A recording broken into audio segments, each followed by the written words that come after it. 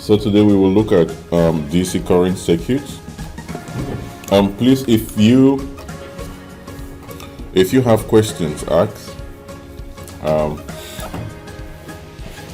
Now, electric current often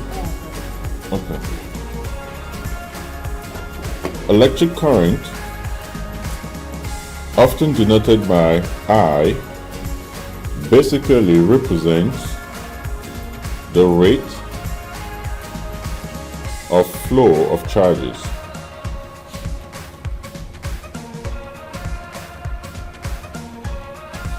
Basically represents the rate of flow of charges. In other words, I is defined as the limit of delta Q divided by delta T as T turns to 0, which is equal to dQ all divided by dt, where the average current I average is equal to the amount of charge divided by the time taken for the charge to go through the conductor. Now, the second thing that it is important for you to keep note is that electric current is a fundamental quantity measured in amperes. That means that 1 ampere is equivalent to 1 coulomb divided by 1 second. In other words, 1 coulomb, which is a derived unit, is equivalent to 1 ampere seconds. Now, remember that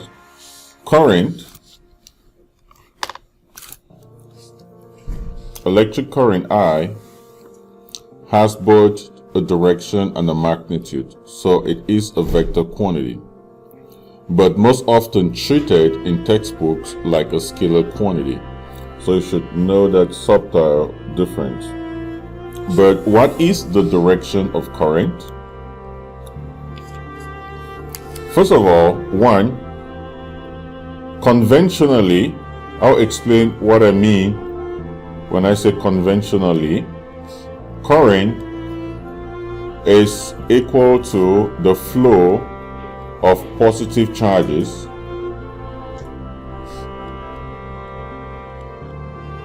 Current is the flow of positive charges, but this is not true in all the cases. But conventionally, to make the mathematics simplified, it's just a tradition for physicists and engineers, we do consider current to be the flow of positive charges. But we know that in metals, electric current is due to what? Electrons. You understand that, right? Electric current is due to electrons. Now, for charges to flow, what must exist? For charges to flow, what must exist? A potential difference. Now, electrons, which are negatively charged, normally will move freely from a region of what? Low potential to a region of high potential. And on the contrary, positive charges are free to move from a region of what? High potential to a region of low potential. So the direction of current usually is from a high potential to a low potential. Yeah, exactly. To a low potential. Any questions? Now, let's define another common term, current density. Current density is denoted by J, which is also a vector. Let's say we have a conductor. Now, let's say the length of this conductor, let's call it delta x. Normally it's L, but let's call it delta x for a moment. Now we have charges. Remember, we're considering that our current is made up of positive charges, and these charges are moving in that direction. So let's say that the drift velocity, now current density J is defined as di divided by dA, which implies that I is the surface integral. This is of J, not really the surface integral, it's the integral of what? J dA. You can put this as a dot product, and this will be the area element, but that is not so important for now. It is the amount of current per unit area. So J represents the amount of current per unit area. J represents the amount of current per unit area. Now the unit, the SI unit of J, therefore is equal to what? Ampere divided by meter squared. Ampere divided by meter squared. Now pay attention to this. Let's suppose that each of these charge carriers carries a charge Q, and there are n of them in that little conductor.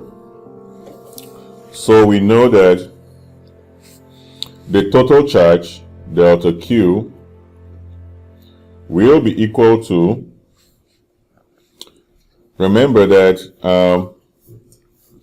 let me put it this way, N represents the number of charges. Let me write it out.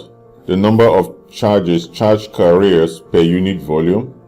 That would mean that N will be equal to Q over V, which is the same as Q area multiplied by delta X. We know that Q is equal to NQ, right? Because charge is conserved. The total amount of charge, it's basically equal to NQ, right? But the question is, what is N? This is the total number of charge per unit volume. Big Q, if you look at this definition, the average current flowing through a given conductor is equal to the amount of charge passing through that conductor per unit time. Yeah, delta Q is measured in coulombs. Now the small q is the charge on each charge carrier, such as the charge on each electron. We multiply that by the total number of charges per unit volume to get the total number of charges. So that would mean if n represents the number of charges per unit volume, then we would have n equal to, that will be delta q divided by the volume here is A delta x multiplied by small q. This implies that delta q is equal to n or q bracket n A delta x. Now we know that average current is equal to delta q divided by delta t. which will be equal to Q N A delta X, all of this divided by delta T. So we will have here delta X over delta T is V. So we will have here N Q VD multiplied by A. This means that the average current is equal to N Q VD multiplied by A. Now VD stands for the drift velocity or the drift speed of the charge carriers. I'm going to explain why it's the drift speed. We know that A represents the cross-sectional area, and Q is the amount of charge on each charge carrier. This is an important formula. So far we have shown that I average is equal to NQ VD A. This equation will show you something mysterious about charged electrons in wires. This means that the charge density, which is going to be equal to I average over A, will just be equal to NQ VD. So this will be the formula for the charge density. It is worthwhile for you to know that the direction of J is same as VD, or the same as the direction of current in the circuit. Keep that in mind. And you know that the direction of current in the circuit actually is in the opposite direction to the flow of electrons. Now observe something. We have shown that, suppose that, let's say we have a conductor. We're going to assume some things, though I'm going to give you figures that are less. Let's say that this conductor contains, they are about 3.0 times 10 to the 6 electrons per unit volume, which is way smaller. This is really small compared to the actual number of electrons. It's actually about usually 10 to the 20 something, but let's just say 10 to the 10. This is still way small. We know that the charge on an electron is 1.6 times 10 to the power minus 19. Let's take the cross-sectional area of the conductor to be 1 meter squared. Let's calculate the drift speed. Now, the drift speed, VD, will be equal to, based on this formula, let's say that the amount of current in the circuit I is just 1 ampere. It doesn't matter. Let's even say 2 amperes. So the drift speed is given by I, all divided by, that would be NQA. This is the same as 2 amperes, 3.0 times 10 to the 10, multiplied by Q, 1.6 times 10 to the minus 19, multiplied by 1 meter squared. And if you calculate that, usually the number of, let me verify here just to make sure we are using, yeah, this is usually about the right figures, should be 10 to the 24. So in that case, if you simplify, this will be 2 over 3 multiplied by 10 raised to the power minus 24 minus 19 is, so 24 minus 19 is 5. When you take it to the numerator, it becomes negative. So this is meters per second. So this is an approximate drift speed. You see how small it is. This is very small. This is very small. So the question is, 1, why is the drift speed so small? 2, now, Jeremy, let me use you to demonstrate a concept. Would you mind, please? Welcome. I knew you would come. Just come up and let's do something. A demo. Can you put off the switch? You see that when the switch is closed, the light automatically goes off. Now put it on back. When the switch is open, the light automatically goes off. But when the switch is closed, the light automatically comes on. And this is weird given the fact that the Gibbs velocity of electrons is so small. It would take about a century for electrons to complete that circuit to the bulb, but yet it happens instantaneously. Who can explain why? Yes, please. Thank you, Jeremy. You could see. You feel free to take something to drink. Now, there is a correct answer in there, but there is so much information that you've given, but all correct. Now, the reason the lights come on instantaneously is because when the switch is closed, all the electrons under the influence of that potential difference move at once. You understand that, right? All the electrons under the influence of that potential difference move as one at the same time, influence at the same time. So they all start moving. It's like a pipe full with water. Now, when you apply pressure at one end, all the water in the pipe move at the same time. You understand that, right? This explains why lights come on instantaneously. But then, why is the drift speed so small? This is a potential question that you should be able to answer before your AP exam. Now, but what is drift speed? Let's talk about drift speed. Now, the drift speed actually is a velocity forced on the charge carriers by the applied potential difference. Is a velocity forced on the charge carriers by the applied potential difference.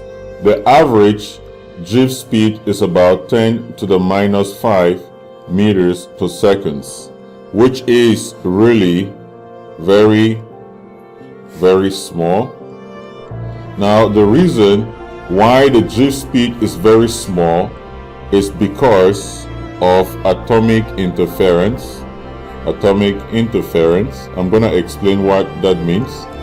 Now, the path of atoms in a given material is not straight. We know that every material is made up of what? Atoms. And these atoms are always in the state of vibrations as long as the temperature of that material is above absolute zero. So they are always in the state of vibration, which means that the vibrating atoms in turn impede or block the path of what? Electrons. So electrons keep colliding with each other and with what? The lattice atoms. When they collide, they come to a brief stop, and then because they are in the presence of an electric field, they are still compelled to move forward. So it's more or less what? A zigzag movement. You know, it's like you are trying to run through a pack of zombies with your hands cut off. Wait, what? Why? So they shouldn't grab you and try to eat you. But then you'll keep colliding on them, right? When you collide, you stop, you keep moving. So you understand that it's because of atomic collisions it's because of what? Atomic collisions between the charge carriers and the lattice atoms that causes the drift velocity to be very, very small. If you look at the path of an electron in a circuit, it is not smooth like that. This could never happen. It's more like that, zigzag. It's more zigzag. Reason being that when it is accelerated by the electric field, it collides with an atom. You understand that, right? It keeps doing that, colliding and accelerating, colliding and accelerating. So it's more or less drifting from one point to another. We know that current electricity in metals is due to what? Electrons. Current electricity in metals is due to electrons. Now the electric field that compels the electrons to move is defined as F divided by Q. This means that F is equal to QE. Now from Coulomb's from Newton's second law, this implies that QE will be equal to what? MA. In other words, the acceleration of the charge carriers in an electric field is equal to QE divided by M. This gives you the acceleration of the charge carriers in an electric field. Now the velocity immediately before the next collision is given by V equal to V naught plus AT. This implies that V will be equal to V naught plus bracket QE over M multiplied by T. Now the average, this is the velocity before the collision. The drift velocity VD is just gonna be the average of that velocity. Some people prefer to put the average in brackets like this. This means that V drift will be equal to the average of V naught plus, this is a constant, QE over M multiplied by the average time, collision time. We know that the average of a constant, the average of the initial velocity is 0, because when the electrons collide, they immediately come to what? To rest before they move on. So therefore the drift velocity will be equal to QE over M multiplied by tau. Now tau is a fancy letter used to represent average time, where tau is the average time between collisions. Where tau is the average time between collisions. So if we know this, then the current density will become, look up fellas, then the current density would become, remember it's equal to NQVD. This will be equal to NQ bracket QE over M multiplied by tau, which will be equal to NQ squared tau all divided by M multiplied by E.